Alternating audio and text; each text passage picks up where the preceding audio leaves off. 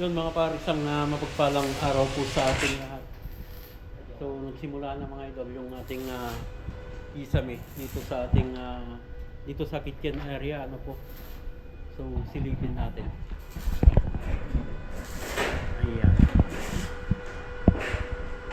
So ito yung design ng kisame dito sa may part po ng kitchen ano po. So dalawang cove po yung aming gagawin dito ano.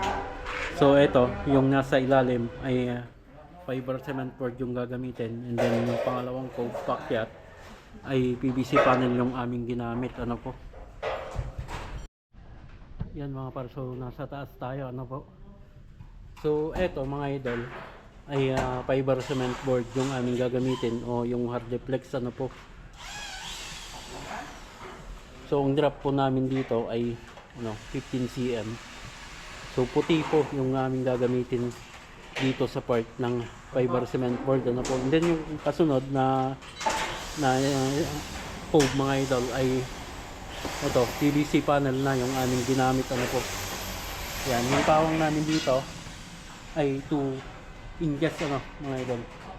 Then PVC panel ulit na brown, hanggang dito lang siya, nasa 30 cm ano mga idol. Then naglagay kami ng border na edge clip na puti ano po.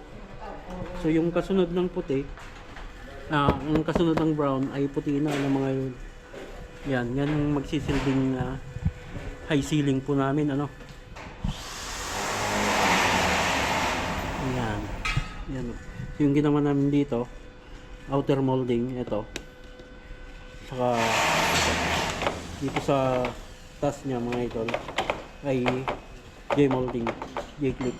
So ipipix po namin ito, didikit namin pag natapos po yung sa framing ano po.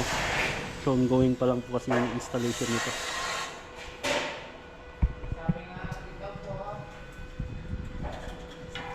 Ayan.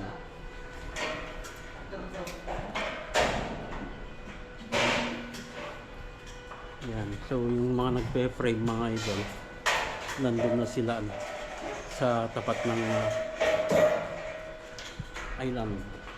Yan. Magkakaroon tayo ng drop light dyan, and then drop ceiling din yung i-design natin dyan. Meron din po tayong gagawin ano dito. May gagawin din po kaming design dyan.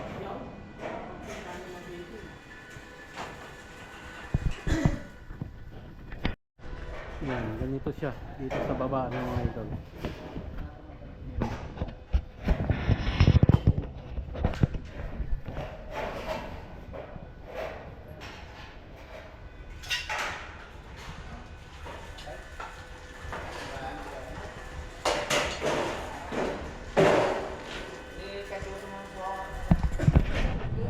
Yun mga par, so hindi pa naman namin tatakpan ito ng buo ano.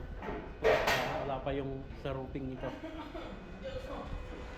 Yan, so yan muna yung update dito sa ating Laktawan project ano po. So abangan nyo mga par yung full accomplishment naman natin ng kisame dito sa may kitchen ano. I-upload natin yan pag tapos yung bubong. Ganyan po, lagi tayong mag-ingat at